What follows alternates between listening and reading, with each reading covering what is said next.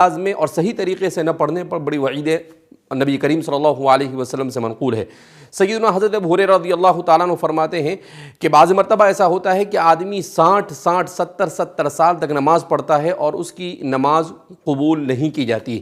سوال کیا گیا کیوں؟ تو آپ نے فرمایا کہ لا یتم رکوعها ولا سجودها، کہ وہ رکوع اور سجدہ مکمل طور پر نہیں کرتا، یعنی سنت طریقے پر وہ نماز ادا نہیں کرتا ہے۔ حضرت عمر رضی اللہ تعالیٰ عنہ فرماتے ہیں کہ بعض مرتبہ آدمی بچپن سے لے کر بوڑھا ہونے تک نماز پڑھتا رہتا ہے مگر اس کی ایک رکعت بھی قبول نہیں کی جاتی ہے۔ پوچھا گیا کیوں؟ کہا اس لیے کہ وہ رکوع اور سجدوں کو اور نماز کو صحیح انداز میں نہیں ادا کرتا ہے۔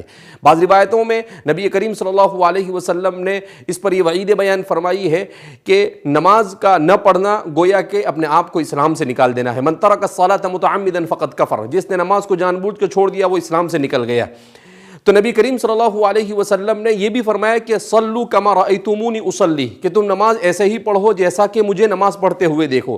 تو نبی کریم صلی اللہ علیہ وسلم کے نماز کے طریقے کو حضرات صحابہ کرام رضوان اللہ تعالیٰ عنہم اجمعین دیکھتے تھے اور اسی کے مطابق نماز ادا کیا کرتے تھے۔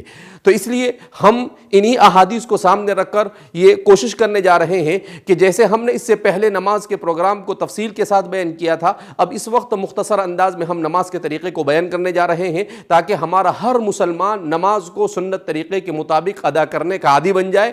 جب ہم نماز سنت طریقے کے بعد ادا کرنے پر عادی ہو جائیں گے تو اللہ کا وعدہ ہے ان الصلاۃ تنہی عن الفحشاء والمنکر، کہ نماز بے حیائی سے اور برائیوں سے روکتی ہے۔ تو وہی نماز بے حیائی اور برائی سے روکتی ہے جس کو خشوع اور خضوع کے ساتھ پڑھا جاوے، جس کو سمجھ کر پڑھا جاوے، جس کو نبی کریم صلی اللہ علیہ وسلم کے بیان کردہ طریقے کے مطابق پڑھا جاوے۔ تو آئیے ہم جانتے ہیں کہ نماز کو سنت کے مطابق کیسے پڑھا جائے۔ سب سے پہلے جب ہم نماز شروع کریں گے تو ہمیں سب سے پہلے اپنی نماز کی تعیین کرنی ہوگی، یعنی نیت کرنی ہوگی کہ ہم کون سی نماز ادا کر رہے ہیں۔ ہم فرض نماز ادا کر رہے ہیں، سنت نماز ادا کر رہے ہیں، اور پھر اس کے بعد اس لیے کہ حدیث پاک میں آتا ہے انما الاعمال بالنیات، اعمال کا دار و مدار نیت پر ہے۔ تو آدمی کو سب سے پہلے وضو، اس کے بعد وضو کو اچھی طریقے سے وضو کرنا ہے، اور وضو کے بعد نیت کرنی ہے، اور نیت کے بعد نماز پڑھنی ہے۔ تو نماز کے لیے جب آدمی کھڑا ہو تو سب سے پہلے جب وہ کھڑا ہو تو اس کے پاؤں کی کیفیت کیسی ہو، وہ اپنی طبیعی حالت پر چھوڑ دے۔ نہ اسے بہت پھیلانے کی ضرورت ہے اور نہ اسے بالکل ملانے کی ضرورت ہے، بلکہ اسے طبیعی حالت پر چھوڑ دیا جاوے۔ اس کے بعد جب نماز ہم شروع کریں گے تو سب سے پہلے ہاتھ اٹھا کر ہم نماز کا آغاز کرتے ہیں۔ تو جب ہاتھ اٹھایا جاتا ہے تو عام طور پر ہمارے یہاں بعض حضرات اس طریقے سے ہاتھ اٹھا کر لیتے ہیں، بعض حضرات کان پکڑ کر کرتے ہیں، لیکن اس کا صحیح طریقہ یہ ہے کہ نماز کے لیے ہاتھ اٹھائے جائے، کہاں تک ہاتھ اٹھایا جائے؟ کانوں کی لو تک، وہاں پر لگانے کی ضرورت نہیں، اس کے محاذات میں، اور کوشش کی جائے کہ دونوں ہاتھ قبلے کی رخ، اس کا رخ قبلے کی طرف ہو۔ اس طرح سے آپ اپنی نماز کو اور اپنی نگاہوں کو سجدے کی جگہ پر رکھیں تاکہ آپ کی نماز میں یکسوئی آ سکے۔ اس طرح سے آپ اپنی نماز کو شروع کریں گے۔ اپنے ہاتھوں کو اس طرح سے اپنے انگوٹھے اور اپنی یہ آخری انگلی سے حلقہ لگا کر اسے اس طرح سے آپ اس کو گویا کہ پکڑ لیں گے پہنچے کے پاس، اور پھر اس کے بعد اسے آپ یہاں پر رکھ دیں گے۔ پھر اس کے بعد جب اس میں دعا پڑھی جاتی ہے سبحانک اللہم وبحمدک وتبارک اسمک وتعالی جدک ولا الہ غیرک، جس آدمی نماز کا آغاز کر رہا ہے تو نماز کا اس کو معنی بھی معلوم ہونے چاہیے۔ جیسے اللہ اکبر کہا تو اس کے معنی اللہ سب سے بڑا ہے، اس لیے کہ انسان کے ذہن میں یہ ہے کہ بڑی چیز کی عبادت کی جاوے تو اللہ سب سے بڑا ہے، اللہ اکبر من کل شیء، یعنی دنیا میں کوئی چیز ظاہری معنوی ہر اعتبار سے اگر کوئی بڑی چیز ہو سکتی ہے، بڑی ہستی ہو سکتی ہے تو وہ صرف اللہ ہے۔ تو اس تصور کے ساتھ آدمی اللہ اکبر کہے۔ پھر اس کے بعد جب ثنا پڑھے تو اس وقت بھی آدمی پڑھے سبحانک اللہم، اے اللہ تیری ذات پاک ہے، وتبارک اسمک، تیرے اسما بڑے بابرکت ہے، وتعالی جدک، اور تیری شان بڑی بلند اور بڑی عالی ہے، وتعالی جدک ولا الہ غیرک، اور تیرے علاوہ کوئی عبادت کے لائق نہیں ہے۔ تو گویا مکمل توحید کا درس دیا گیا ہے۔ جب نماز آدمی شروع کرے تو اس کے ذہن و دماغ کے اندر میں توحید کا تصور آنا چاہیے کہ ایک اللہ کے علاوہ کوئی عبادت کے لائق ہو سکتا نہیں ہے۔ اور پھر اس کے بعد وہ سورہ فاتحہ کو شروع کرے گا تو اس وقت بھی وہ کوشش کرے سورہ فاتحہ کو ہم لوگ اس کو سمجھنے کی کوشش کریں کہ اللہ اس صورت میں کیا کہنا چاہتے ہیں۔ پورے قرآن کا خلاصہ، پوری جتنی شریعتیں دنیا میں نازل ہوئی ان تمام شریعتوں کا خلاصہ اس صورت میں بیان کیا گیا ہے، مگر افسوس کہ ہم اس کو سمجھنے کی کوشش نہیں کرتے ہیں۔ انشاءاللہ ہم ایسا پروگرام پیش کرنے کی کوشش کریں گے جس میں نماز میں پڑھی جانے والی تمام صورتوں کو سمجھایا جائے گا۔ پھر اس کے بعد اس میں ضم صورت پڑھی جائے گی، یعنی جو بھی صورت آپ کے لیے سہولت کے ساتھ ہو اس صورت کو پڑھیں گے، اور پھر اس کے بعد آپ رکوع میں جائیں گے۔ تو رکوع میں جانے کا طریقہ یہ ہے کہ جیسے ہی آپ فارغ ہو گئے پھر اس کے بعد اللہ اکبر کہتے ہوئے اسی تصور کے ساتھ کہ اللہ سے بڑھ کر کوئی ہستی نہیں ہو سکتی ہے، آپ رکوع میں جائیں گے اور کوشش یہ کریں گے کہ آپ اپنا پورا وزن انگلیوں پر لے آئیں گے. تو اس سے ہوگا یہ کہ نبی کریم صلی اللہ علیہ وسلم نے سجدے کا طریقہ یہ بیان کیا ہے کہ آدمی کی پشت اور آدمی کا پیچھے کا حصہ اور آدمی کا سر یہ بالکل ایک لائن میں ہونا چاہیے. سمیع اللہ لمن حمیدہ کہہ کر آپ کھڑے ہوں گے اور آپ کی نگاہ سجدے کی جگہ پر ہوگی. سمیع اللہ لمن حمیدہ، اس کا معنی کیا ہوتا ہے؟ سمیع سن لیا، لمن حمیدہ اس نے جس کے لیے حمد کی گئی، یعنی ہم نے اللہ کی تعریف کی اور اللہ نے ہماری تعریف کو سن لیا. تو اس معنی کے استحضار کے ساتھ جب ہم نماز پڑھیں گے تو ہماری نماز میں جان پیدا ہوگی اور یہی نماز ہمیں بے حیائیوں اور برائیوں سے روکنے کا سبب بنے گی. پھر اس کے بعد ہم اللہ اکبر اسی اللہ کی ہستی کے عظیم ہستی کے تصور کے ساتھ اللہ اکبر کہتے ہوئے ہم سجدے میں جائیں گے، جو نماز کا اہم ترین رکن ہے. سجدے کا طریقہ یہ ہے کہ سجدے میں سب سے پہلے تو یہ کہ کھڑے ہونے کے بعد آپ سجدے میں کیسے جائیں. عام طور پر بڑی غلطیاں ہوتی ہے اس میں.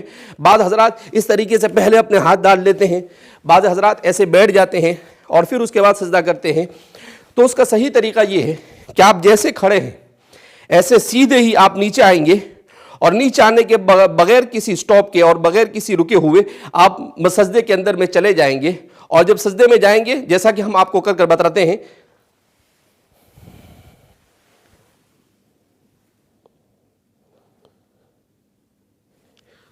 سجدے میں عام طور پر غلطیاں یہ ہوتی ہے کہ بعض حضرات اس طریقے سے اپنے ہاتھوں کو رکھتے ہیں.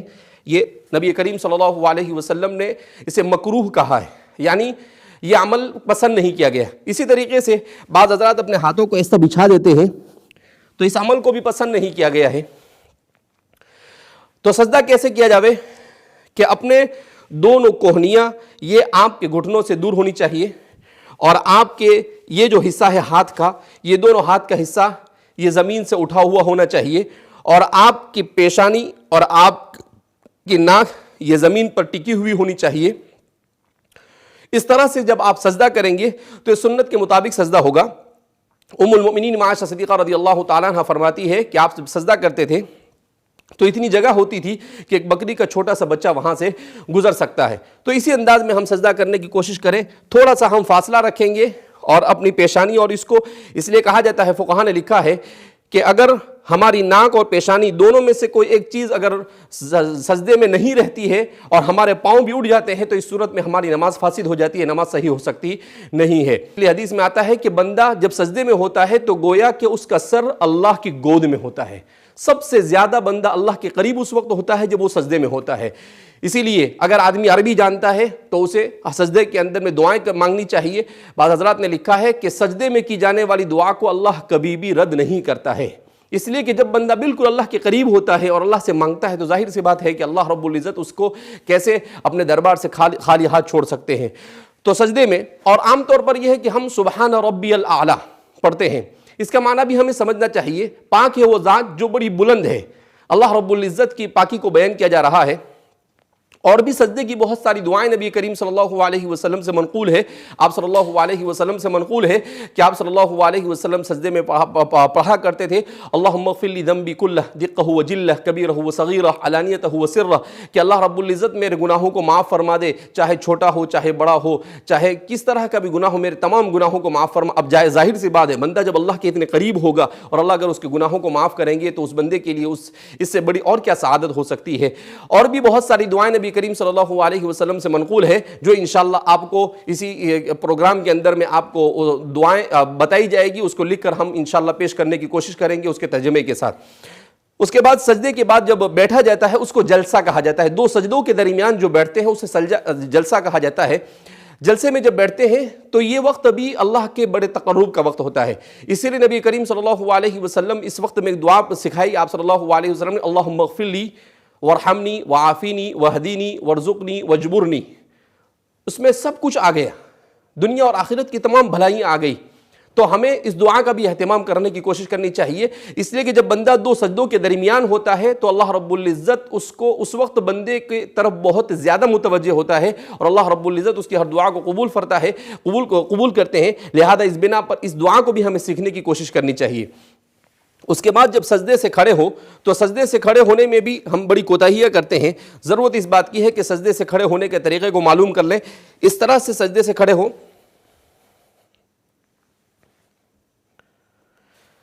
بہت سارے لوگ جب سجدے سے کھڑے ہوتے ہیں تو بعض مرتبہ ہاتھ سے سہارا لیتے ہیں. ٹھیک ہے، اگر آدمی بڑی عمر کا ہے، اسے کوئی تکلیف ہے، کوئی عذر ہے تو وہ کر سکتا ہے. لیکن جن کو کوئی عذر نہیں ہے انہیں تو سجدے سے سیدھا اسی طریقے سے کھڑے ہو جانا ہے. اسی لیے فرماتے ہیں کہ سنت طریقے کے مطابق اگر آدمی نماز پڑھتا ہے تو بے شمار ہڈی کی بیماریوں سے بھی اللہ اس کی حفاظت فرماتے ہیں، بے شمار خون کی بیماریوں سے بھی اللہ اس کی حفاظت فرماتے ہیں. آج کی سائنس نے ان تمام چیزوں کو تسلیم کیا ہے تو دنیا آخرت کا ثواب تو ملنا ہی ہے، دنیا کی بھلائیاں اور سعادتیں بھی ملنی ہی ہیں، اور اسی کے ساتھ ساتھ اللہ رب العزت نماز کی اس برکت سے ہمیں صحت کی بھی بہت ساری نعمتوں سے مالا مال اللہ رب العزت مالا مال کریں گے اگر ہم نے سنت طریقے کے مطابق نماز پڑھی. تو اس طرح سے جب سجدے سے کھڑے ہو تو بالکل سیدھے کھڑے ہو جاوے. اور پھر اس کے بعد جب ہم قاعدے میں بیٹھتے ہیں تو ہمیں اپنا ہاتھ بعض مرتبہ بعض لوگ یہاں پر رکھتے ہیں، بعض یہاں رکھتے ہیں، اسے اس کی حالت پر درمیان میں چھوڑ دیا جاوے اور اس طرح سے کیا جاوے کہ اشہد واللہ الہ کے وقت انگلی کو اٹھائے. بعض مرتبہ ایسا ہوتا ہے کہ بعض لوگ بہت اوپر اٹھا لیتے ہیں، بعض لوگ بالکل کم اٹھاتے ہیں. تو اس کا صحیح طریقہ یہ ہے کہ اتنی اٹھائی جاوے کہ جتنا قبلے کی طرف اس کا رخ ہو سکے.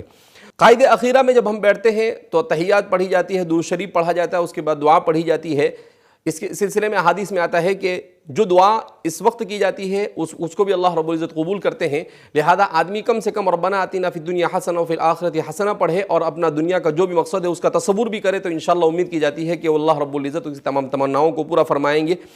اس کے بعد جب سلام پھیرا جاتا ہے تو عام طور پر ہم کوتاہی کرتے ہیں کہ بعض حضرات اس طرح سے سلام پھیرتے ہیں، پوری دنیا کو دیکھتے رہتے ہیں. ضرورت اس بات کی ہے کہ سلام جب پھیرا جائے تو ہم اپنی نگاہوں کو اپنے کاندھوں پر رکھیں اور اس طریقے سے سلام پھیریں. السلام علیکم ورحمۃ اللہ. اس کا مطلب ہوتا ہے سلامتی ہو میرے ان تمام بھائیوں کی طرف جو میرے اس جانب ہے اور ان فرشتوں کی طرف جو اس جانب ہے. السلام علیکم ورحمۃ اللہ. اس کا مطلب یہاں پر بھی. تو اس طرح سے نماز کے وقت کوشش یہ ہونی چاہیے کہ آدمی نماز پڑھتے وقت اپنی نگاہوں کی بھی اچھی طرح سے حفاظت کرے، اپنی نگاہوں کو جہاں پر رکھنا ہے وہیں پر رکھے. دعا میں بھی یہ ہوتا ہے کہ ہمارے یہاں پر عام طور پر جب دعا کرتے ہیں تو دعا میں بعض حضرات اس طرح سے اپنے منہ کو چھپا دیتے ہیں. بعض حضرات دعا میں، لیکن اس کا صحیح طریقہ یہ ہے کہ اپنے ہاتھ کو سینے کے سامنے رکھا جاوے اور اس طرح سے کھلا رکھا جاوے اور اللہ رب العزت سے مانگا جاوے. اور نماز کے بعد جو دعا کی جاتی ہے اللہ رب العزت ان دعاؤں کو قبول کرتے ہیں. نماز کے بعد بہت سارے اذکار ہیں، تسبیحات کا پڑھنا جس کی بھی بڑی فضیلتیں وارد ہوئی ہے. بہرحال ہم نے یہ کوشش کی ہے کہ مختصر وقت میں نماز کے جامع طریقے کو آپ حضرات کے سامنے بیان کیا جاوے. امید کی جاتی ہے کہ آپ حضرات اس کی طرف توجہ دیں گے اور رمضان مبارک کے اس مقدس مہینے میں اسی انداز میں نماز کو پڑھنے کی کوشش کریں گے.